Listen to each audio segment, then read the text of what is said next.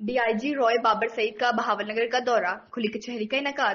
ہمارے نمائندے سعید احمد کی رپورٹ کے مطابق Bahawalnagar D I G Rai Babar Saeed regional police officer Bahawalpur نے بہاولنگر کا دورہ کیا۔ انہوں نے کھلی کچہری میں وکلا امن کمیٹی اور میثاق کمیٹی کے ممبران سے ملاقات کی اور عوامی مسائل سنے۔ مزید بتا رہے ہیں وہاں پر موجود ہمارے نمائندے سعید احمد۔ جی سعید بتائیے گا۔